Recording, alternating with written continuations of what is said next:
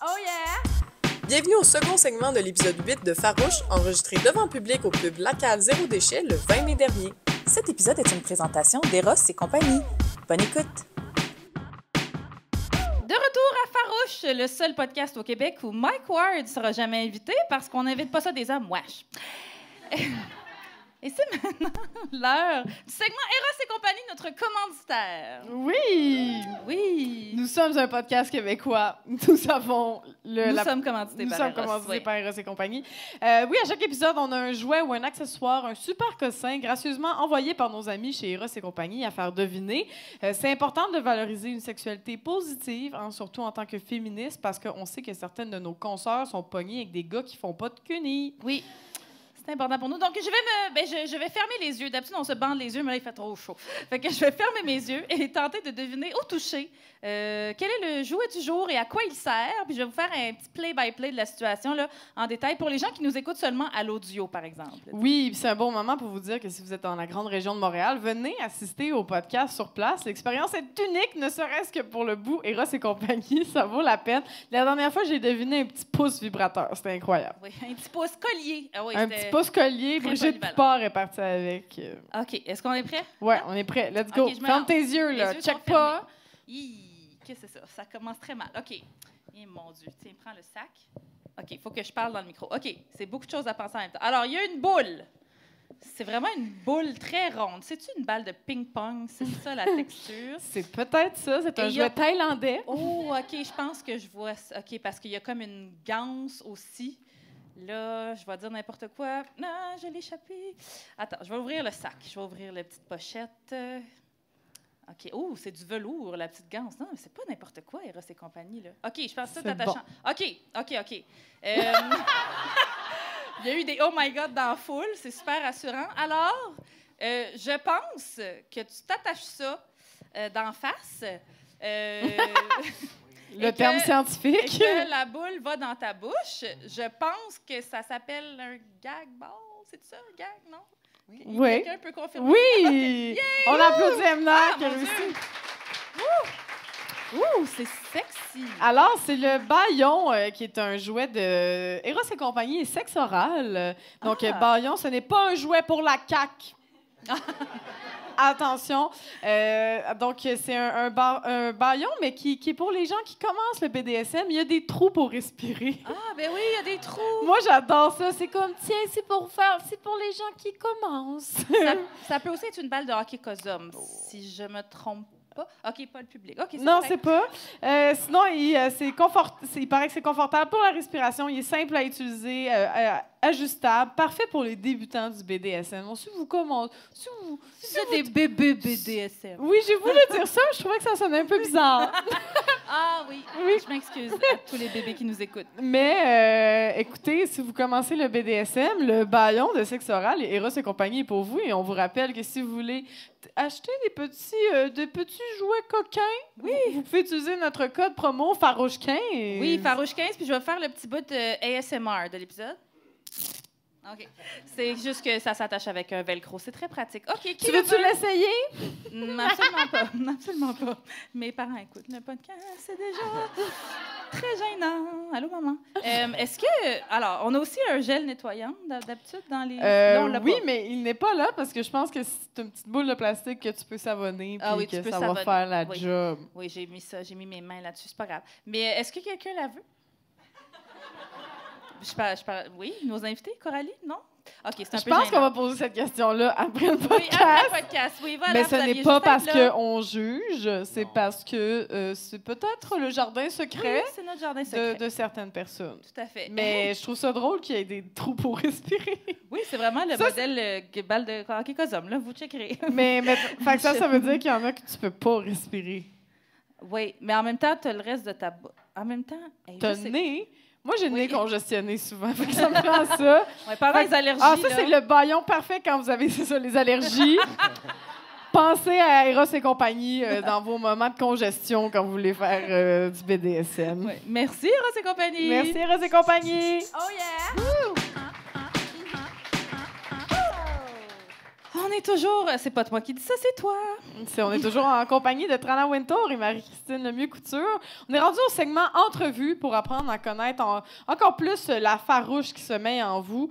Ça va être des questions pour toutes les deux, dans le fond, parce qu'on veut savoir qu'est-ce qui anime votre féminisme en ce moment, ces temps-ci. On est en train de mettre la caméra en même temps. On a vraiment besoin que vous achetez à Patreon. Oui, à Patreon. Acheter des gag balls. Acheter des gag balls avec Farouche 15 afin de nous aider à avoir une équipe la prochaine fois. Première question. Oui, qu'est-ce qui anime votre féminisme ces temps-ci? Est-ce que ça peut être quelque chose dans votre vie personnelle, quelque chose au travail? C'est une deep question. Parce que je pense que ma féminisme est vraiment un constant dans ma vie. Okay. Alors, il n'y a pas quelque chose particulièrement en ce moment parce que, sincèrement, et je ne suis pas la féministe parfaite non plus, je ne veux pas donner cette impression, mais je pense que je suis toujours connectée à cet esprit comme tout le temps. Il n'y a pas quelque chose en ce moment qui l'allume en particulier. Évidemment, il y a des choses qui se passent dans le monde qui m'allument, qui me font peur, qui m'enragent. Je suis toujours en rage. Oui. Est-ce que ton féminisme descend un peu quand tu vois France-Hélène Duranceau, par exemple? Non, parce que... non, mais honnêtement, mais vis-à-vis elle, une chose que j'aime pas, par contre, parce que pour moi, j'utilise mon Twitter pour me ventiler. Et ce que j'aime pas, parfois, et peut-être il y en aura du monde qui sera pas d'accord avec moi et c'est tout à fait correct, mais j'haïs que parfois d'appeler quelqu'un un bitch par défaut est vu comme pas être féministe. Ouais. Mais je suis désolée, il y a des bitches dans le monde et Duranceau est un des bitches dans le monde. Et c'est pas une bitch parce que c'est une femme, c'est une bitch parce que exactement. Et comme... C'est ça, j'habite avec ma rage. C'est ma rage qui m'allume. Oui. J'aime ça. Marie-Christine, y a-t-il quelque chose qui allume ton féminisme ces temps-ci ou en général? La rage, la colère, c'est vraiment comme... Je pense que c'est le fondement du féminisme. Avoue, hein? Si t'es pas fâchée, es-tu vraiment féministe? Puis, mais... maintenant que j'ai fini mon livre puis qu'il est comme sorti puis qu'il est comme sorti de mon organisme au complet, c'est sûr que ma thèse est supposée m'occuper. Ouais. Est-ce que ta thèse est féministe? Oui, c'est une thèse féministe. Est-ce que tu peux nous dire le titre? C'est-tu confidentiel? Tu peux-tu nous dire le sujet? Tu peux-tu nous donner un indice? On peut-tu jouer aux charades? Toi, tu veux jouer aux charades? Oui, moi, charade.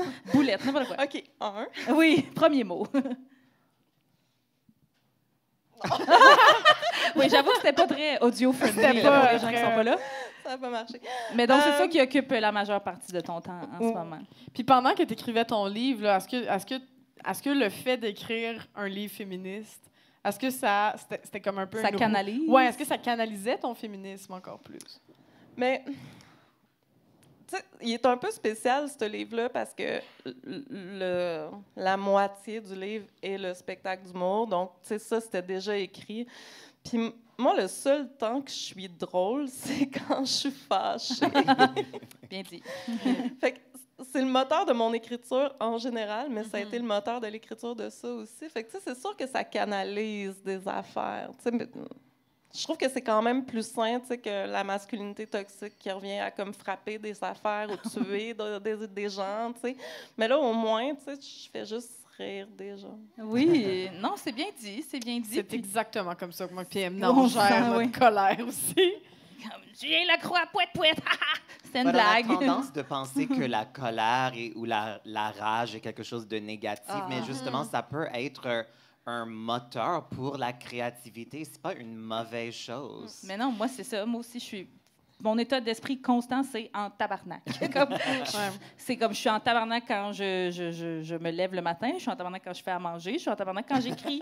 Non, mais dans le sens, je suis pas en tabarnak de faire à manger, mais juste écouter les nouvelles 2 secondes, vous allez être en crise. Là, comme c'est pas très compliqué, mais oui, c'est un moteur incroyable. Oui, puis je trouve ça drôle parce que on dirait que les femmes, en général, les personnes nées femmes, ont pas le droit d'être fâchées souvent. C'est vu comme t'es frustrée, tu devrais pas être fâchée, tu devrais mieux dire. Nous, le nombre de fois là, qu'on s'est fait dire sur scène, mais tu sais, t'as l'air fâchée sur scène, c'est peut-être pour ça que c'est moins drôle. Puis t'es comme, oui, hein, c'est vrai qu'être fâchée, ça marche pas. François Bellefeuille, sa carrière, c'est de la merde. C'est comme... Mais t'en parles dans ce livre-là, justement, Marie-Christine, tu dis à un moment donné, moi, je suis pas rabat-joie.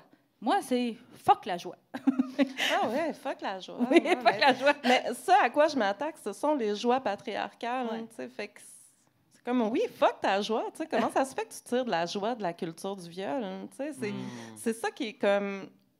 Qui me sidère dans l'espèce d'humour dominant qui veut rester... qui veut pas s'améliorer, qui veut pas comme prendre le temps de prendre du recul puis de réfléchir à ce qu'il est en train de dire. C'est terrible, ce dont tu tires de la joie. C'est comme... Puis, c'est terrible de quoi on tire de la joie en général. Je veux dire, si tu es en contact avec le monde en ce moment, puis que comme t'es vraiment heureux, il n'y en a pas de problème, t'en vois pas de problème, genre t'es un fucking psychopathe. Oui, là, je sais pas, il se passe de quoi. T'es en position de privilège et t'es un psychopathe. Oui, tout à fait. Je suis vraiment d'accord. Oui, l'année passée, quand il y a eu une canicule encore plus tôt en mai, là, je sais pas si vous en rappelez, il y avait comme une canicule, genre le 7 mai, puis là, je voyais des artistes que je suivais, que je ne suis plus sur les réseaux sociaux du Québec, qui étaient comme « Je suis sur mon bateau en mai, c'est fucked up, c'est nice! » Puis j'étais comme « Ah, non! » Tu sais, je comprenais pas comment tu pouvais être comme autant content d'être sur ton bateau à 35 degrés un 6 mai. Pour moi, c'est comme ça fait pas de sens être heureux comme ça. Là. Tu regardes les nouvelles, tu regardes ce qui se passe à Gaza, puis tu es content. Comme, c'était devenu viral. Il y avait eu le Met Gala, là, cette espèce de gala qui coûte quoi, 75 000 de billets d'entrée. Puis il y a tout un tapis rouge, puis c'est tout le temps l'affaire la plus courue. Puis on veut voir de quel excentrisme ont fait preuve les multimillionnaires. Puis pendant ce temps-là, tu vois, ils ont encore bombardé Rafah. Puis t'es comme, voyons, dans quelle dystopie on vit? Le niveau de disassociation qui est requis pour vivre dans le monde en ce moment, c'est fou. Et j'ai pas encore trouvé cet équilibre parce qu'il faut quand même qu'on continue à vivre nos vies malgré. Puis on est des humoristes. Et on est des humoristes en plus, mais de ne pas tomber dans l'ignorance ou d'être aveugle. On peut pas faire ça non plus. Alors, c'est difficile en ce moment. Puis, tu sais, on dit on est fâché tout le temps. Tu sais, évidemment on l'exprime pas tout le temps. C'est juste une colère qui nous habite parce que on est woke, on est réveillé sur ce qui se passe dans le monde. Mais je comprends que c'est pas tout le monde qui a le même niveau de frustration à l'intérieur de lui, mais en même temps, je me dis tout le temps, if you're not angry, you're not paying attention. Mais c'est ça, exact. Mais je pense qu'il y a une façon quand même de vivre avec son rage. Mais pour moi, par exemple, comme je suis pessimiste, comme sincèrement je le suis, mais ça m'empêche pas quand même d'avoir la joie dans ma vie. Oui, comme je suis capable d'être réaliste et de voir ce qui se passe et de quand même retrouver des petits moments de joie dans ma vie à moi aussi. C'est ça, l'équilibre, comme tu dis, Mais je revendique la colère pour tout le monde. Si tu n'as pas le niveau d'être rendu à comprendre la situation à Gaza, tu as quand même le niveau de comprendre que le brocoli à l'épicerie est vraiment trop cher. Oui, comme ça. Soyez fâchés, tout le monde. C'est ça qu'on dit. Mais puis la colère aussi, tu sais, comme pour les femmes, qui est pas assez... tu sais, c'est ça, c'est comme les femmes, on devrait pas être en colère, alors que la colère, c'est super canalisateur, là, tu sais. Il y a beaucoup... tu sais, moi, j'ai milité dans divers organismes, puis souvent, tu sais, on dit aux écologistes, entre autres, « Ah, vous avez l'air fâchés, vous avez l'air alarmiste. » Mais t'es comme... Et on est en train de crever, mais dans le sens, il faut... Puis cette colère-là, au final, il y en a qui pensent qu'elle bouffe de l'énergie, mais pour beaucoup de personnes, la colère aussi, ça donne de l'énergie. Fait qu'il y a quelque chose aussi d'un peu contradictoire. Tu sais, il y a des gens qui vont être comme « Ah, ça sert à rien de dépenser son énergie là-dedans. Mais on ne sait pas à quel point il y a des gens qui cette énergie-là... Tu sais, par exemple, je donne un exemple en ce moment avec les campements là, en Palestine. Il y a du monde qui vont péter des vitres, mettons, aux États-Unis ou ici, là, dans une manifestation. Puis il y a tout le temps des gens pour faire « Ah, mais ça sert à quoi de péter des vitres? Ça sert à rien. Déjà, on ne sait pas qu'est-ce qui change le monde. Là. Si on avait une recette parfaite, on l'appliquerait puis ça serait comme donné. Mais ça se peut que pour quelqu'un, pitcher une brique dans une vitre, ça peut ne servir à rien en ce moment, mais cette personne-là, c'est peut-être ça qui fait qu'elle continue à militer. C'est peut-être ça qui fait qu'elle aime ça, aller dans les manifestations. Puis c'est peut-être ça qui fait qu'elle va continuer à militer plus longtemps, alors que si on lui dit non, ta colère, tu n'as pas le droit de la sortir, bien, peut-être que cette personne-là va se démotiver aussi. Fait que je trouve qu'il y a quelque chose de très énergisant dans la colère, qui n'est pas nécessairement qui fait pas perdre de l'énergie, alors que tout le monde pense ça un peu, là, de comme, ah non, c'est ça, perds pas ton temps là-dedans, alors que, ben non, j'ai envie d'être fâchée, puis je trouve ça le fun, puis moi aussi, que je suis drôle quand je suis fâchée, fait que je trouve ça drôle que t'en parles, parce qu'il y a quelque chose de... Envoyer chier du monde, puis roaster du monde, c'est forcément drôle, fait que pourquoi on le fait pas plus souvent, hein? Oui, puis puncher up, là, c'est la fameuse expression puncher up, rire des personnes en position de pouvoir, ça nous donne une espèce de pouvoir à nous, justement, qui n'en aurait pas autrement. Oui. Voilà, excusez. C'est pour ça que je fais beaucoup de blagues sur Jennifer Lopez. Oui, on punch up sur J-Lo. Oui. Punching up. Mais Marie-Christine, t'en parles. C'est comme si tout était relié dans cette conversation-là, parce que j'ai noté justement... parce que ça me faisait penser, c'est ça. Nous, on est des humoristes féministes, toujours en tabarnak, puis on se fait souvent reprocher, tu sais, de pas sugarcoater la réalité, tu sais, puis sûrement dans d'autres milieux que l'humour aussi, ça doit vous arriver, puis parce qu'il faudrait tout le temps épargner l'ego de la personne qui reçoit ce que nous, on veut dire. Puis Marie-Christine, tu dis dans ton essai, pourquoi est-ce qu'on exige des voix marginalisées qu'elles créent les conditions d'un échange sain? Et pourquoi est-ce qu'on devrait discuter gentiment avec des murs? Fait que je me demandais, c'est-tu ça, la diversité des tactiques? C'est comme, il y a des femmes qui donnent le sein au mascu, puis il y en a d'autres qui brûlent leur terrain de golf pendant qu'ils sont en train de faire un 18 trous. Je sais pas. Je propose des idées, moi, aujourd'hui. Mais c'est ça, c'est comme, c'est beaucoup mettre de pression sur les épaules de la personne qui vit les marginalisations. Puis, tu sais, il y a une raison, historiquement, tu sais, pourquoi on dit, mettons, ça sert à rien de briser des vies de banque, la colère, ça sert à rien. Pourquoi on dit ça? Pourquoi on veut faire ça? Croire ça aux gens, c'est que tous les changements sociaux sont venus par de la colère, sont venus par péter des vitres de banque. Qu'est-ce que vous pensez qu'elle faisait, les suffragettes? Oui. Genre, elle flattait des lapins? Non! C'est ça, elle n'a pas demandé gentiment. Là. Non, c'est ça. Ils ne sont pas arrivés avec comme « Hey, s'il vous plaît, ce serait le fun qu'on ait le droit de vote. Est-ce que vous allez nous le donner? » Ça n'a jamais marché de même. Je pense... Martin Luther King n'était pas... dans le sens, il était fâché. À un moment donné, lui, on l'a pas écouté parce qu'il était doux, puis on l'a pas laissé faire. C'est ça, c'est que les gens oublient l'histoire. Ben, Martin Luther King était quand même doux, mais il y a eu Malcolm X, il y a eu les Black Panthers qui pétaient des vitres de banque, il y a eu les suffragettes qui posaient des bombes. Là. En fait, on oublie... Moi, ça me fait toujours rire quand le monde sont comme « Non, mais le féminisme avant, c'était mieux. » Ah oui, quand ils mettaient des bombes? OK! Non, moi, je suis down. C'est ça, fait que c'est toujours drôle quand on fait comme si ça n'avait jamais été un moteur de changement, dans le fond, là, la colère. Là. Exactement. Puis, tu sais, comme... si tu as l'énergie, toi, de créer les conditions saines d'un débat avec quelqu'un qui te dit que tu n'as pas le droit d'exister parce que ton identité n'existe pas, genre... Encore une fois, tu sais, good for you. Genre, chacun ses petits plaisirs coupables. Tu sais, j'ai pas ce niveau de plaisir dans la torture verbale. Fait que moi, je revendique le droit de comme cracher dans la conversation. Fait que, tu sais, pourquoi je discuterais avec quelqu'un qui veut pas que j'existe, tu sais? Ouais. J'avais vu un extrait de Rose McGowan. C'est ça son nom? Oui, la fille qui jouait dans Charmed. Ah oui. Dans les nouveaux Charmed, en tout cas. Puis c'est elle qui a parti MeToo un peu, là, qui en a parlé beaucoup. Puis elle a fait... tu parles d'Alyssa Milano, toi? Non, t'as raison. OK, pardon. Ouais. Puis elle a popularisé le mouvement. Oui, elle a popularisé le mouvement MeToo. Puis à un moment donné, elle se fait être dans une entrevue, là, tu sais, back then, en 2017. Puis là, elle se fait dire « Pourquoi vous faites ça? Puis ça n'a pas rapport. » Puis elle est juste fatiguée. Puis elle est dans un truc de télévision nationale. Puis elle fait... J'ai pas envie de vous parler. Ouais. Elle a juste cette émotion-là. Puis tu vois que la personne au téléjournal, elle capote parce qu'elle est comme non, là, j'ai besoin... débattre. Oui, il faut débattre. Puis elle est comme je vais pas débattre. Désolée. Puis elle s'en va. Elle fait juste comme je vais pas avoir la... Fait que je trouve ça drôle aussi on a le droit de jeter l'éponge aussi là, quand ça nous tente pas. Puis si on n'a pas envie d'être provoqué puis piqué, c'est bien correct aussi. Là. Oui, Martine Delvaux, elle disait dans l'épisode, il y a 2 épisodes, là, quand celles qui l'ont écouté, elle disait quand il y a des messieurs là, problématiques qui lui demandent d'expliquer une énième fois le féminisme, elle est comme non, va lire des livres. Oui. Elle fait juste leur répondre ça, puis ça les fâche. Là, sont comme non, c'est qu'à un moment donné, j'ai pas le temps. Là. J'ai autre chose à faire.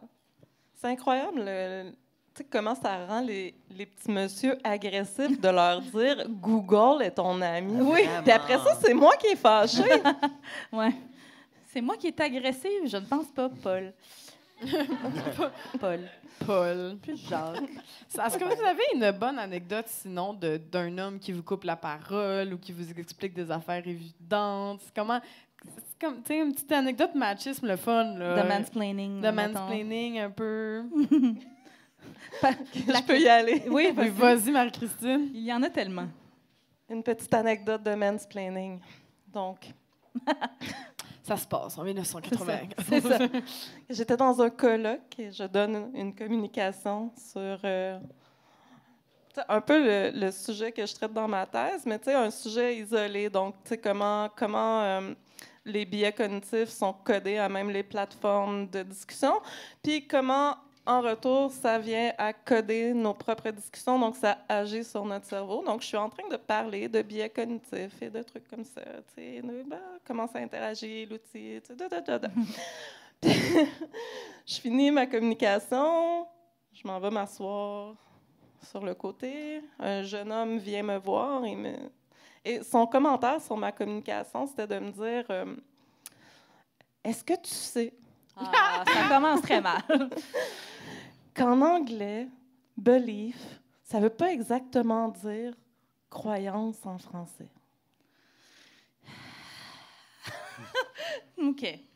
Toi, tu es là, tu viens de donner une conférence de combien de temps? 1 heure, 2 heures? C'est 20-25 minutes d'habitude dans une communication dans un colloque. C'est assez straight to the point. Puis lui, ce qu'il a retenu, c'est ta traduction du mot « croyance ». Oui, « belief », que j'ai traduit sous le... En fait, j'ai utilisé « fausse croyance ». Outrage. Outrage. Mais ils savent-tu qu'on veut pas leur opinion? Je sais pas. Mais est-ce qu'ils savent que comme les langages sont différents, il n'y a aucune bonne traduction de belief en français? Puis il y a un gap entre les langages. Mais c'est aussi de je sais pas. Vous, est-ce que vous appréciez quand quelqu'un vient, un homme, on va le dire, là, vient vous parler, mais commence par dire est-ce que tu veux que est-ce que tu me permets? Ou est-ce que vous aimeriez mieux, genre, non, viens juste pas me parler. Suppose que j'ai pas envie. Parce que là, il te l'a pas demandé. Mais mettons qu'il te l'avait demandé. Hey, Marie-Christine, j'ai un fun fact linguistique pour toi. Je sais pas. Quand ils font ça, c'est même pas dans l'esprit d'obtenir notre consentement. C'est juste pour leur mettre plus à l'aise. C'est vrai. Parce qu'ils vont le dire pareil. Ouais. Et je pense que they're banking dans notre inconfort dans cette situation. On va juste dire oui parce que c'est trop malaisant de dire non. Oui, c'est vrai. Moi, il y avait récemment dans une loge, il y a quelqu'un qui arrêtait pas de dire, parce qu'il sait que je suis full féministe, puis il était comme « Là, fâche-toi pas, là. » Puis là, il faisait une... Puis j'étais genre « Fuck you! » Je vais me fâcher. Puis c'était zéro fâchant, là, ce qu'il disait, mais à toutes les fois qu'il commençait une phrase, il disait « Je veux pas te fâcher. » Non, mais on dirait qu'il cherche, par exemple. Mais c'est ça, c'est comme, tu veux-tu que je flippe une table? On va le faire, ça va me faire plaisir, là. Non, puis, je l'ai senti comme ça parce que comme il n'y avait pas une vraie volonté de discussion. Tu viens me stater un fact, tu sais, comme... Qu'est-ce que je suis supposée faire avec ça? Me sentir mal? Leur remettre en question l'entièreté de ma pensée, tu sais? Moi, je dis toujours à ma fille... Si tu peux avancer dans la vie avec la confiance en toi d'un homme médiocre, hein, tout va bien. C'est la clé. C'est la clé. C'est la clé. What would a mediocre white man do? Je me le répète à tous les jours. C'est la clé. Surtout quand vient le temps de, mettons, tu sais, moi, j'ai pas de gérante, j'ai pas d'agente, fait que je dois gérer mes contrats, mes carrières, mes paramètres de spectacle et de contrat. Puis ça, c'est challengeant quand tu es une femme et que tu n'as pas d'aide de ce côté-là. Puis, pour vrai, je me le dis vraiment souvent, si j'étais un homme blanc, pas tant drôle, combien d'argent je demanderais? Puis comme je fais tout le temps, je demande tout le temps plus que ce que moi, comment je pense. Parce que sinon, je ferais jamais une scène. Puis ça marche. Comme les gens disent oui. Puis, Trana, toi, une anecdote un peu machiste? Il n'y en a pas qui vient vraiment en tête. C'est plus général pour moi, évidemment. Au début de ma carrière, quand j'ai commencé en humour, il y en avait juste, évidemment, des gars qui voulaient me dire comme... You know, ils ont tellement une idée d'humour qui est tellement démodée. Mais pour eux, ils ont vraiment une idée il y a du vrai humour et de l'humour qui n'est pas vrai, which doesn't make any sense. But sincèrement et heureusement, en général, les hommes hétéro-cisgenres ont peur de moi. Yes! Goals! So, c'est rare qu'ils m'approchent maintenant. T'es comme même, t'es farouche! Oui, exact. So, je suis très contente. Et quand je suis dans des green rooms où c'est juste moi et des hommes, je dégage pas un esprit d'ouverture. Comme mon body language est clair, don't you come near me. Like, c'est assez évident. So, sincèrement, c'est quelque chose que je vis beaucoup moins dans les dernières années. Et quand ça m'arrive, on dirait que je l'entends même plus. So, j'ai pas vraiment de souvenirs. Et je dis ça sincèrement. Oui. Comme... Mais c'est merveilleux, c'est l'objectif, je pense, ultime de toutes les femmes, de ne plus jamais se faire approcher. But, je l'ai dit vraiment inconsciemment, en plus, je m'excuse. J'essaie d'en penser d'une bonne, mais encore une fois, c'est très général, le mansplaining que j'ai vécu dans ma vie. Moi, oui, vas-y, excuse. Ben, je sais pas si vous l'avez vécu en couple, là, mais moi, ce qui m'arrive souvent comme mansplaining, c'est pas le mansplaining à moi, mais c'est que le gars parle à mon chum comme si c'était mon chum qui allait s'occuper de ça. Oh. Puis je suis comme... Pour vrai, c'est moi la personne manuelle en maison. C'est moi qui joue avec l'électricité, tu sais. Fait que quand quelqu'un parle à mon chum en faisant « Fait toi, tu vas gérer ça », je suis genre « Allô? » Moi, ça... Fait que je sais pas si vous relatez à ça, que des fois, c'est pas nécessairement un mansplaining à vous autres, mais c'est... On a parlé plus à votre chum. Non. Moi, je fais plus ça d'être des gars. Ça règle le problème. Ça règle le problème. Puis habiter avec un gars, c'est jamais arrivé dans ma vie. Là. Comment tu fais? Je l'ai dressé. Il marche direct à cette heure. Ben oui, ça, c'est une question qu'on pose à nos invités aussi. C'est nos invités qui, malheureusement, sont attirés par les hommes, dont c'est notre cas, malheureusement. Mais c'est comment être féministe puis dater des hommes? Well, moi, j'étais célibataire pendant plus que 10 ans. Honnêtement, j'ai eu une relation sérieuse cette dernière année qui s'est terminée maintenant, and it's fine. But j'ai été célibataire pendant très, très, très longtemps. Puis tu penses que c'est comme... C'est pas nécessairement relié à ça. C'était pas conscient dans le sens que être avec un homme est incompatible avec ma féminisme, je pense pas du tout. Et mon ex, honnêtement, il vivait une sorte de queer awakening lui-même, mais il faisait ses propres recherches. Et on a eu vraiment des belles discussions. Il a fait ses devoirs. C'était pas sur moi de lui éduquer ou de lui faire apprendre. Ça c'était vraiment, vraiment nice. Et c'est juste ces types de gars que je veux dater pour le futur, honnêtement. C'est ça. C'est sûr, idéalement, la personne elle serait tout le temps avec moi, main dans la main, dans toutes les manifs, puis brûlerait mes brassières avec moi. Mais, tu sais, c'est comme on demande vraiment à la base. Là, comme on demande juste que la personne s'informe puis que toute la charge mentale soit pas sur nos épaules. Ben oui, puis Marie-Christine t'a dit, toi, tu dates plus ça des hommes. C'est politique un peu? Ou c'est intérêt général? Non, je pense que j'ai plus d'intérêt, en fait. Comme... ça résume très bien. J'ai des turn-off patriarcales, comme maintenant. Tu sais, comme... Puis, c'est parce que once you see it, you can never unsee it. À un moment donné, ça t'habite tellement que ça met tes standards très élevés envers la personne que tu vas dater. En plus, si ça se trouve être un homme, t'es comme, mon chum, il va falloir que tu rames en esti, là, comme... Ouais. Puis je pense que j'ai plus l'énergie non plus de faire le fameux compromis patriarcal. On dirait que même avec des gars super allumés, il y a comme toujours quelque des petites choses qui ressortent. Qu'est-ce que tu veux dire comme compromis patriarcal? Mais c'est comme si pour être dans un couple, ça vient pas de moi là, le concept. Là, j'oublie le nom de la penseur qui l'a sorti. Tu l'as? Non, je peux le googler. T'avais l'air de l'avoir sur le bout de la langue. Oui, comme, non, j'avais hâte que tu m'en parles. Mais en fait, c'est l'idée que comme si tu es en couple avec un gars, il y a des compromis qu'il va falloir que tu fasses sur tes valeurs féministes dans certains cas. Puis j'ai le goût d'être radical au point de faire comme de toute façon, je suis pansexuelle, fait que genre, je m'en crisse. J'ai tout un pool. T'es tellement chanceuse. C'est la chercheuse. C'est mon rêve. C'est ton rêve, hein? C'est la chercheuse féministe Dennis Candiotti qui a proposé la notion de compromis patriarcal. patriarchal bargain. Ooh. Mais oui, je comprends cette idée parce que même moi, dans mes relations dans le passé, comme je pense aussi pour une femme trans, il y a une autre dimension aussi parce qu'on... Je ne sais pas même comment l'expliquer, mais il y a une sorte de pression ou attente qu'on soit la femme parfaite. Les femmes cisgenres ont la même chose aussi, mais parfois, comme pour les femmes trans, c'est un peu comme être reconnu dépend sur notre capacité de performer cette féminité parfaite. Oui. So, souvent, quand je suis avec des gars cisgenres hétéros, je ressens cette pression et comme je m'impose une certaine performance. Et ça faisait que mes relations ne ressentaient jamais authentiques parce que j'étais jamais 100% moi. Ouais. Et je pense que justement, peu importe l'homme, il y a toujours un certain compromis qui se fait. Malgré nous. Complètement. Moi j'ai demandé à... Mon chum a vraiment comme switché là, récemment, puis ça paraît, puis c'est vraiment le fun. Puis j'ai demandé, j'étais comme, pourquoi tu parles pas de ça à tes amis de gars? Pourquoi tu t'es pas confronté, mais tu sais, comme tu leur demandes comment ça... Il dit, qu'est-ce que tu veux, je leur demande, Coralie, pourquoi t'es un man child?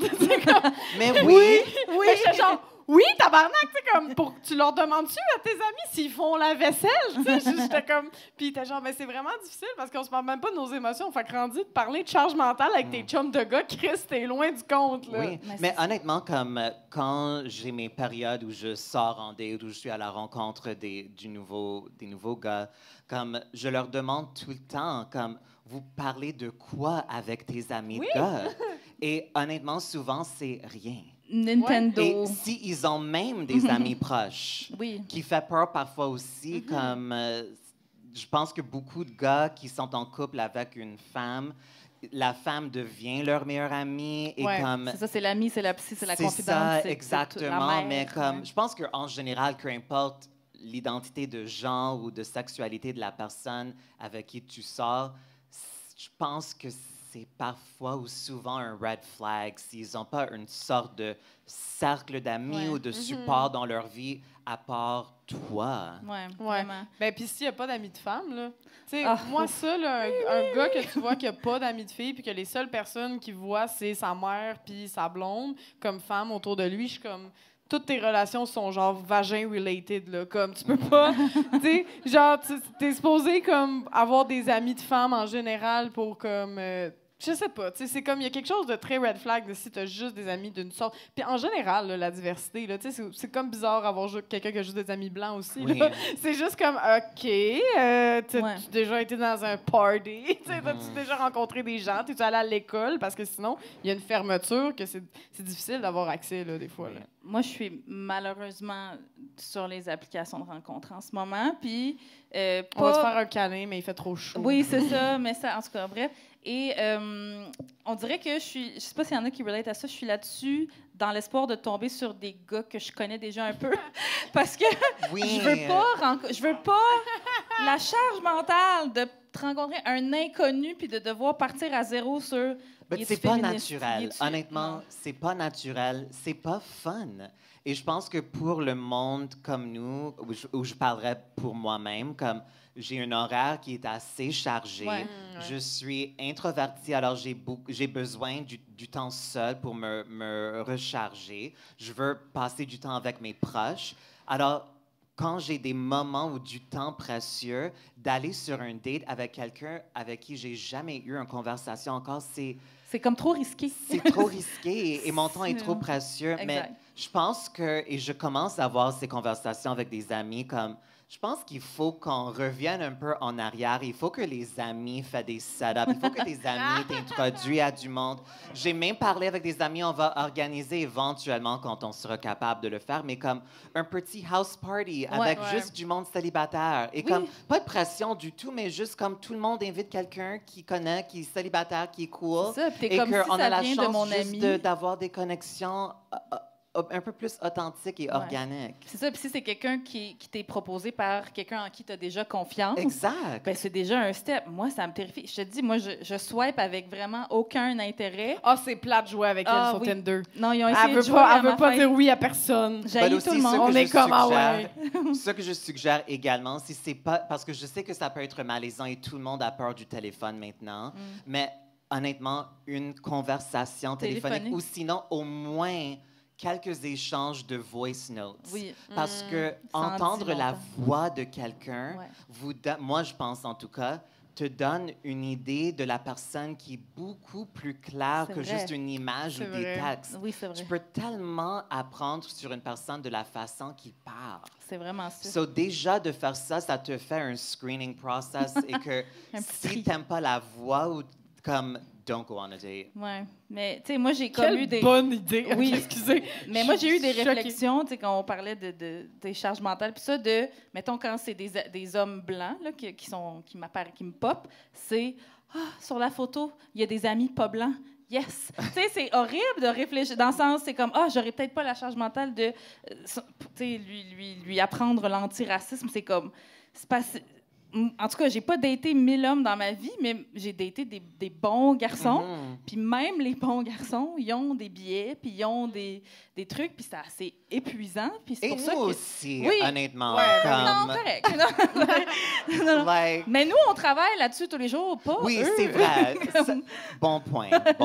C'est tout ce que je dirais là-dessus. J'adore ça. Sinon, on... Rapid fire? Oui, un petit rapid fire. On a des questions. Une réponse rapide. Okay. Idéalement, c'est ça. Mais si ça part une conversation, c'est chill aussi. Okay. Là. Mais là, c'est féministe, mais là, on va plus politique. C'est qui votre méchant préféré entre Trump et Pierre Poilievre? I guess Pierre. I don't know. Marie-Christine? C'est dur. Oui, hein? OK, meilleur méchant de film, genre. T'sais, pas comme s'il était... méchant, mais dans ce cas-là, Donald Trump, parce que Pierre a aucun charisme. C'est pas que Donald Trump a du charisme, mais il est quand même au moins une personnalité. et Pierre est juste un mur. Oui, Donald Trump, on peut faire genre des péripéties, comme un élément déclencheur. Un petit background. Un petit background. Ouais. Marie-Christine? Je suis assez d'accord. Ouais, Pierre... c'est sûr que Pierre... Moi, maintenant, je l'appelle... Parce que c'est pas Poilievre, c'est Poilievre.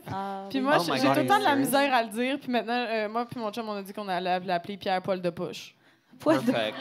Fait que je vous l'annonce maintenant, c'est Pierre Paul de Poche. OK. Petit fuck, marry, kill. OK. Ben là, faut que tu reviennes dans l'hétérosexualité un petit peu avec nous. Fuck, marry, kill, François Legault, Éric Duhaime puis Pierre Fitzgibbon. Kill. Non, il faut choisir. Peux-tu répéter les choix? François Legault, OK. Éric Duhaime puis Pierre Fitzgibbon.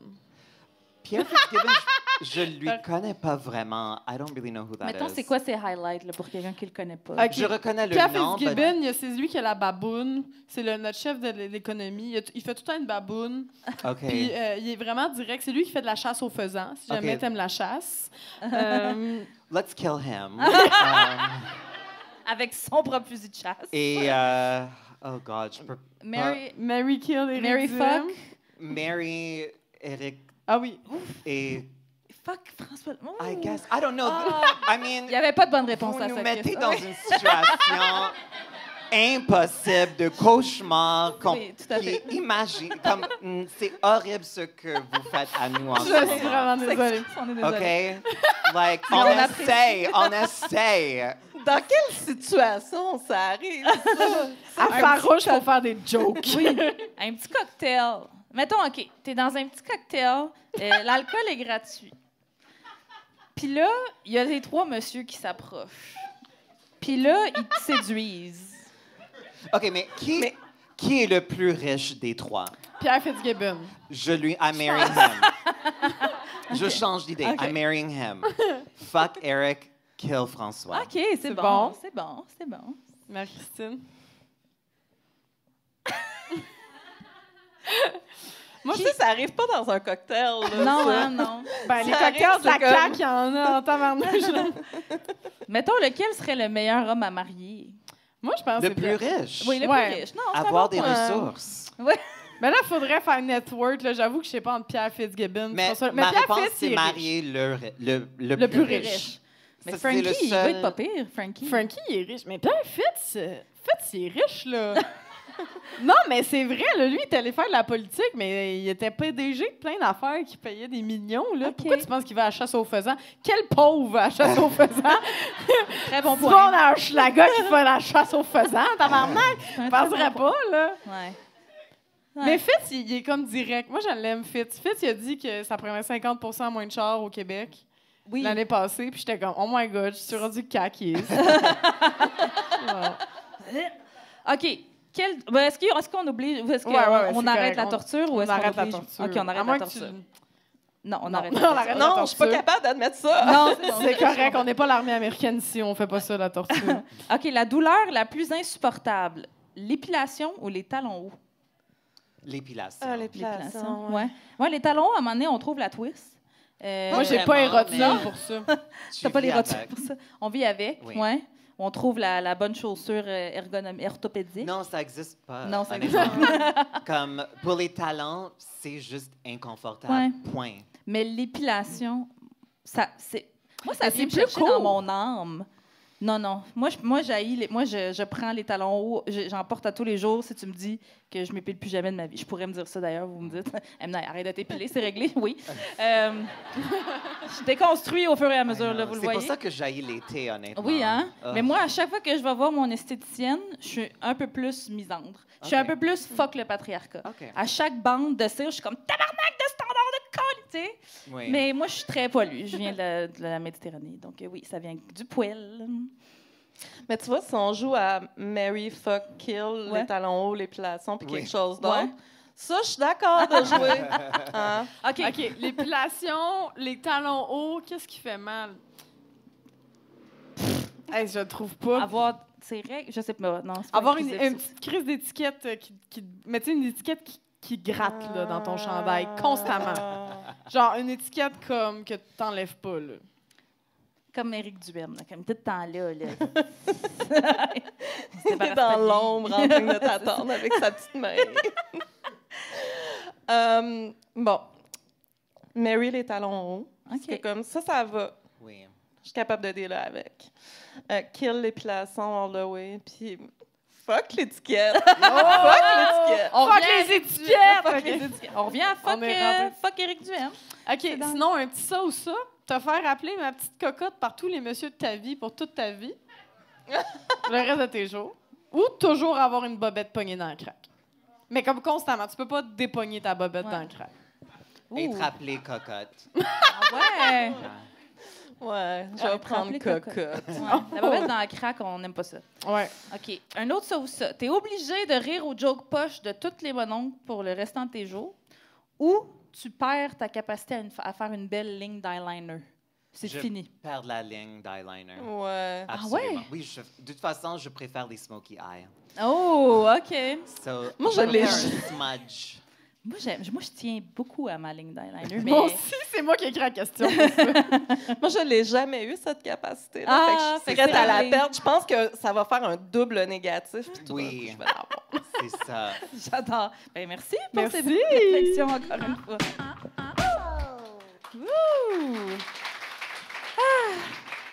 Ah oui, on peut arrêter de... J'ai fait ça. Tu l'as fait, merveilleux. C'est le temps de faire nos suggestions farouches. Trana et Marie-Christine, avez-vous des recommandations culturelles ou vous voudriez plugger vos projets à vous autres? Oui, c'est quoi les projets culturels que vous voudriez plugger? Mais pour moi, c'est les deux. C'est le plug, mais également parce que c'est un projet qui m'allume beaucoup en ce moment. C'est mon nouveau podcast, Les Divas. Oui. Et j'en suis sincèrement fière. C'est pas juste un plug pour faire un plug, mais j'avais vraiment l'intention de créer une série limitée. À la base, je suis à la rencontre des grandes icônes québécoises féminines. Alors, ma première saison, c'est Mitsou, Marie-Mé, Patsy Galland dans le 30 mai. C'est un enregistrement public aussi. Je voulais vraiment que chaque épisode soit vraiment quelque chose de spécial. Comme vous le savez, j'adore la culture pop. Alors, jusqu'à date, on a fait les premiers 4. Il nous reste notre dernier avec Patsy. C'est parmi les soirées de ma vie les plus préférées. So, ça, c'est comme... Allez le voir. Celui avec Mitsu est en ligne sur toutes les plateformes, YouTube, Spotify, etc. Et oui, même les extraits qu'on voit passer, c'est gold. Je suis vraiment, vraiment fière. Comme je vous dirais pas d'aller le voir ou venir à l'enregistrement si c'était pas bon. I would never waste your time. Et à part ça, je l'ai pas encore vu, mais j'ai très hâte à la nouvelle saison de Hacks. Oui. La saison 3. J'ai entendu que c'est magnifique. C'est juste que je me suis désabonnée de Crave parce que c'est trop cher. Mais j'ai très hâte de le voir. Oui, est-ce que pour les gens qui connaissent pas la série Hacks, c'est comme on voit toute la relation entre une humoriste d'un certain âge qui roule sa bosse depuis longtemps, qui est un peu une vieille madame chiante, diva, et qui engage une jeune humoriste. Ça pourrait être une jeune de la relève comme nous. Puis la relation, puis elle est super woke. Oui, non, c'est vraiment... Même pas juste la dernière saison, mais si vous avez jamais regardé le show, c'est vraiment incroyable. Oui, une belle relation entre deux générations. Oui, exact. J'adore. C'est tellement intelligent et drôle en même temps. Il y a une profondeur émotionnelle aussi. C'est un show parfait. Nice. Marie-Christine. Ça a l'air un livre. Non, mais c'est ça. Je ne sais pas si vous le savez, mais j'ai sorti un livre récemment. Oui, il y en a. Il y en a quelques-uns. Là, peut-être que vous êtes enfargés dans un livre à l'entrée. Ça existe, cette affaire-là. Oui, ça... Paraît. Oui. C'est-tu quelque chose que... Parce que tu en as publié d'autres aussi, là? C'est pas ton premier livre? Non, c'est mon 3e. C'est ça. Avant, c'était des romans que tu publiais?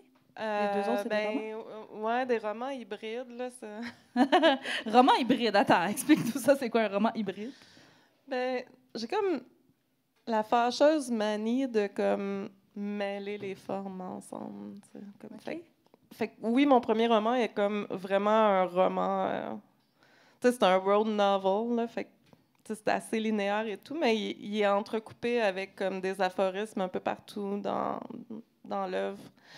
Puis mon deuxième, ben, je sais pas si on peut dire que c'est un roman parce qu'il est entrecoupé avec de la poésie, des scénarios, fait que c'est un peu des petites formes. J'aime ça, créer des petits objets qui se peuvent pas. Créer des petits objets qui se peuvent pas, j'adore, c'est poétique. Est-ce qu'il y a une œuvre culturelle qui n'est pas écrite par toi, qui serait moins bonne, évidemment, mais que tu recommanderais? Non, mais c'est terrible en ce moment parce que j'apprends à parler coréen. Fait que tout ce que je fais, c'est... Tout ce que je consomme à part des livres, c'est des fucking K-dramas super patriarcales. Ah ouais, hein? Mais j'ai des amis qui trippent sur ça aussi. Ça a l'air que c'est vraiment fun et bon. C'est vraiment le fun et bon. C'est ça le pire. C'est comme du junk food. Des mauvaises séries, là, c'est comme un gros burger. Comme moi, je suis en train de regarder présentement la 2e saison de MILF Manor. Ouh! C'est horrible, mais tellement bon en même temps. Ça résume bien. Puis le K-drama atteint un... Tu sais, mettons, là, quand j'étais jeune, ma mère écoutait des trucs, là, genre Les Feux de l'amour, Top Model, ces affaires-là. Mais là, c'est comme un autre level. Là, oui, ils sont vraiment créatifs. Ouais. J'ai écouté juste une émission de coréenne dans ma vie, puis j'étais comme... Wow! J'étais genre... Ils brisent, comme ils vont dans des codes... Tu sais, oui, ils gardent les codes super patriarcales puis super genrés, puis ça, mais ils vont dans des endroits, je sais pas, ça me fascinait. Mais des fois, ils déconstruisent un peu aussi, là, comme il y a une modernisation de la culture qui se passe aussi. Là. Mais tu sais, si vous voulez vous pitcher comme dans le bain puis essayer quelque chose, récemment, ce qui vient de sortir sur Netflix, c'est Queen of Tears. C'est comme le gros numéro 1 en Corée en ce moment. Honnêtement, moi, je vais le regarder. J'ai hâte. Tu me donneras des nouvelles. Ça se peut pas. Il y a tous les codes de l'impossible, de tu sais que tu peux pas, qu'il n'y a pas d'allure. Et j'imagine qu'il y a des sous-titres dans différentes langues qu'on peut choisir. Oui, celui-là, il est traduit en anglais en plus. Fait que tu peux l'écouter en anglais ou sinon, il y a les sous-titres. Parfait. Queen of Tears, on note. Moi, je voulais vous parler d'un podcast qui s'appelle Le Lucide. Non, c'est pas vrai. Je ne l'ai pas dit au complet, ils ne peuvent pas référencer. Non, c'est un podcast français sur lequel je suis tombée qui s'appelle Vénus épilait-elle la chatte? Déjà, le titre... Prix Nobel, OK? C'est un podcast qui déconstruit l'histoire de l'art occidental en proposant un point de vue féministe et inclusif. Puis moi, j'ai étudié en com, hein, fait que je connaissais pas grand-chose à l'histoire de l'art, puis c'est super accessible. Il y a des épisodes sur Frida, sur Picasso, sur des artistes que même les newbies, on a déjà entendu parler un peu. Puis ça dit que, bon, c'est largement basé, que l'art est largement basé sur le patriarcat et la colonisation, puis ça a contribué à normaliser la domination masculine et la blanchité comme la référence unique et neutre, et c'est important d'en parler pour mieux comprendre ce qu'on regarde et se réapproprier tout ce patrimoine commun. Donc, je vous suggère Vénus si pilotait la chatte, j'adore le redire dans ce micro. Puis je voulais aussi faire, bon, on est le 20 mai aujourd'hui, puis on a appris aujourd'hui le décès de Caroline Dawson, qui est une autrice formidable, qui a écrit, entre autres, un livre, moi, qui a changé ma vie, qui s'appelle « Là où je me terre ». Elle a écrit d'autres œuvres aussi. Moi, il y a vraiment un avant et un après lecture de ce livre-là. Je me suis sentie vue, je me suis sentie entendue, puis elle m'a donné l'envie de raconter mon histoire aussi. Je pense que ça a fait cet effet-là à plein de monde. Fait je voulais juste rendre un petit hommage à Caroline Dawson. On pense à elle et à ses proches. Toi, Coco? Moi, j'ai vu le documentaire La Manosphère pour comprendre les masculinistes sur les réseaux sociaux, sur Internet. C'est un documentaire de l'actualité qui était sur Télé-Québec, qui est gratuit, mais c'est un documentaire de 2018, fait que c'est pas rassurant parce qu'on sait que c'est pire aujourd'hui. Puis, je vous le recommande si vous voulez fesser dans les murs. Je pense que c'est bon avant un entraînement, si on a besoin d'un peu d'énergie. Mais à part ça, c'est quand même assez déprimant. Puis j'avoue que j'ai pas full le temps de consommer de l'art ces temps-ci parce qu'on est un peu dans le jus. Mais j'aimerais encourager le monde à supporter la grande mobilisation, qui est dans le fond une mobilisation pour le milieu des arts vivants. Il commence à avoir des manifestations un petit peu partout, puis il y a des manifs qui demandent dans le fond un meilleur soutien aux arts vivants de la CAQ. Donc, regardez ça sur les réseaux sociaux. On demande 100 millions de dollars d'avantages à la CAQ dans les arts. Fait que surveillez ça pour après ça qu'on vous donne des références culturelles à aller voir parce qu'ils vont avoir eu leur subvention. Tout est dans tout. Tout est dans tout. Sinon, je me permettrais une shameless plug. C'est notre podcast, on fait ce qu'on veut, après tout. C'est le dernier épisode régulier de la saison. Après ça, on part faire le tour des festivals du Québec et on commence à Hochelag, grande région du Québec, dans le cadre du Minifest, hein, le festival indépendant vraiment cool qui se passe à Montréal. On fait Farouche le 21 juin à 19h. C'est gratuit. Et Scoop, notre invité sera nul autre que Rouba Gazal, la prochaine co-porte-parole du Boys Club de Québec Soldat. Québec Soldat. Sinon, on a plein de shows, Minifest aussi. Donc, on a l'été des frustrés, le cabaret d'humour pour salles gauchistes. Puis, on anime aussi le show 60 filles sur le pacing, 60 filles en 60 minutes. Petit clin d'œil à notre page Pas de filles sur le pacing. Sinon, il y a aussi d'autres shows qu'on n'est pas nécessairement ensemble. Moi, je fais un 30-30 avec Fred Savard. C'est l'autre homme que j'apprécie seulement. Et toi, tu fais Fuck la culture du biol aussi. Au Minifest, checkez ça! Oui, fait que c'était les suggestions farouches, la gang, pour aujourd'hui. Oh yeah! Et on termine ça avec ton édito, Emna. Oui, notre rêve. Ils nous ont volé notre rêve. Cette constatation-là, je l'ai faite récemment avec des amis puis des anciennes collègues journalistes sportives. Notre rêve de vivre de nos premiers amours et de connaître une douce et florissante carrière, on nous l'a arraché. Je l'ai déjà dit à ce micro, humoriste, c'est pas mon premier barbecue. Avant d'être payé en coupon de bière cheap et d'avoir constamment peur de me faire frencher de force dans une loge, j'étais journaliste sportif, principalement de hockey. Je venais d'avoir 20 ans. J'avais juste 1 an de bac en journalisme dans les murs bruns de l'UQAM derrière la cravate. Puis je réalisais déjà un de mes objectifs, être payé pour écrire des articles sur le sport. Puis au fil des ans, j'ai coché toutes les autres choses que j'avais sur ma bucket list. Suivre les activités du Canadien de Montréal, interviewer mes idoles, dormir dans des hôtels 5 étoiles, mais juste 3 heures parce que je travaillais à peu près 21 heures par jour. Couvrir une finale de la Coupe Stanley. Check, check, check, check. Mais j'aurais dû aussi mettre sur ma liste être respectée par mes collègues masculins. Pas sûr que j'aurais pu le cocher, celui-là, par exemple. J'ai écrit mon dernier article en septembre 2018, environ 10 ans après mes premiers pas dans le milieu. Je voulais pas partir. Je voulais pas les laisser gagner. Il y a des jeunes filles qui m'écrivaient pour me dire que je les inspirais à devenir journalistes sportives à leur tour. Comment est-ce que je pouvais les abandonner? J'ai essayé de rester. J'ai étiré l'élastique jusqu'au bout, aussi longtemps que j'ai pu, mais il a fini par péter. J'étais épuisée. Mon burn-out était en burn-out. J'ai pas été capable de regarder du sport à la télé pendant 1 an après ça. Je me suis promis que je remettrais plus jamais les pieds dans un aréna de hockey. Ce milieu-là m'avait brisé, dépouillé de toute confiance en moi, piétiné le cœur, puis tout ça parce que j'étais une femme. Puis c'est tellement fucked up que ça m'a pris du temps à le réaliser, mais j'en suis aujourd'hui convaincue. La misogynie, c'est partout, c'est tout le temps, mais dans le milieu du sport, elle est particulièrement top-notch. Un véritable modèle de haine envers les femmes, le nec plus ultra du sexisme à peine voilé. Quitter le monde du hockey, c'était faire le deuil de ma vie que je croyais toute tracée. Le deuil d'une carrière pour laquelle j'avais travaillé tellement fort.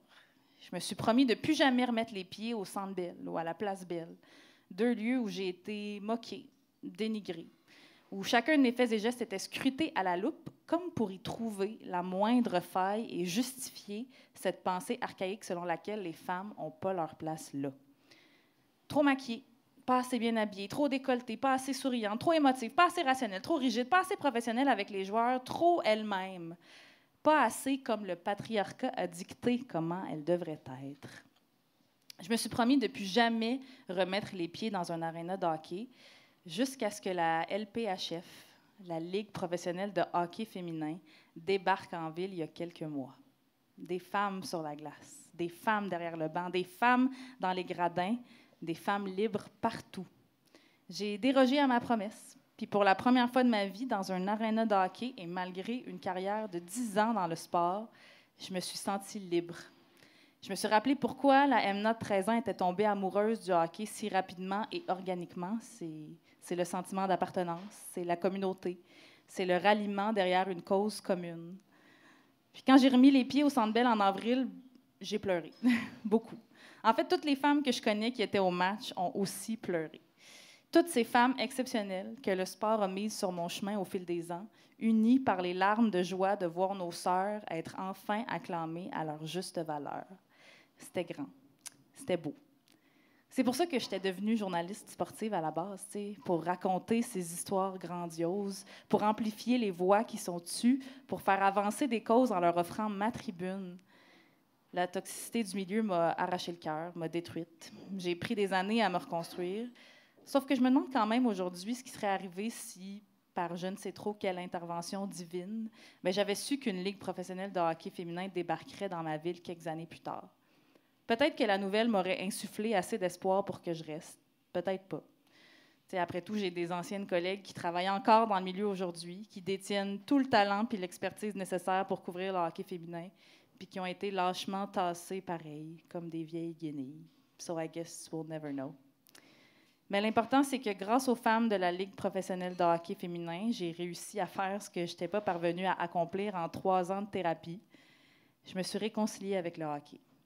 Fait qu'ils nous ont peut-être volé notre rêve, mais ils ne réussiront jamais à nous enlever notre sororité. Merci. Oh yeah! Merci, Emma. C'est ce qui conclut ce merveilleux épisode de Farouche. Avez-vous eu du fun?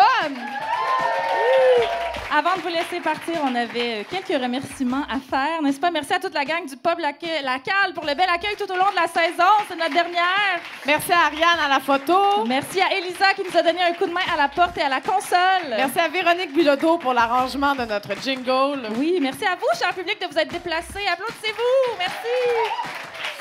Merci aux fabuleux auditeuristes du podcast qui nous écoutent, à tous les merveilleux abonnés Patreon qui nous ont envoyé des belles contributions et celles de 5 $ par mois et plus se méritent un fabuleux remerciement en ondes. Oui, fait qu'on en a encore 4 nouveaux nouvelles ce mois-ci. Oui, on peut les applaudir pendant ce temps-là. Merci à Danae Vandal, Audrey Gosselin-Pellerin, Alexandra Villot, Antoine Quirion-Couture, Francis Lalonde, Marie-Ève Peck, Isabelle Giguère, Marie-Pierre Isabelle, Marie-Hélène Laperrière, Isabelle Perrier, Karine Blanchette, Champagne éco-anarchiste, Soraya Elbekali, Catherine Jourdouin, Mathieu Gaulin, Ben et Joël, Raphaël Royer, Charles Turcotte et Marie B. Si vous voulez qu'on vous nomme vous aussi, abonnez-vous à notre Patreon. Farouche. Oui, puis merci à toi, My Sister from Another Mother, Coralie Laperrière, tout le monde. Merci à toi, Emna Chaud. Merci aux invités, Trana Winto, Marie-Christine Lemay Couture. On lit votre livre, on écoute votre podcast, on vous suit sur les réseaux sociaux. Vous êtes fabuleuses. Merci également à Eros et compagnie pour leur appui au podcast. Pour votre magasinage coquin, n'oubliez pas, Farouche 15. Puis comme on vous disait, c'est notre dernière de la saison régulière, mais les billets gratuits pour Farouche au Minifest en juin et pas gratuits pour le Longueuil Comic Fest en juillet sont déjà dispo dans notre bio Instagram. Vous irez voir ça. Merci encore à toute la gang pour une dernière fois cette saison à la cale. C'est le temps de chanter puis de taper dans vos mains pendant qu'on fait jouer notre Gen Gold. Bonne fin de soirée tout le monde. À la prochaine. Merci d'avoir écouté le second segment de l'épisode 8. C'était la dernière édition de notre saison régulière. N'hésitez pas à suivre notre page Instagram Farouche Podcast et à rejoindre notre groupe VIP Farouche le Podcast sur Facebook pour connaître nos prochaines dates estivales dans le cadre de la saison des festivals. En terminant, merci à Eros et compagnie de contribuer au rayonnement du podcast. N'oubliez pas d'utiliser notre code promo Farouche15 pour votre magasinage coquin. À la prochaine les Farouches!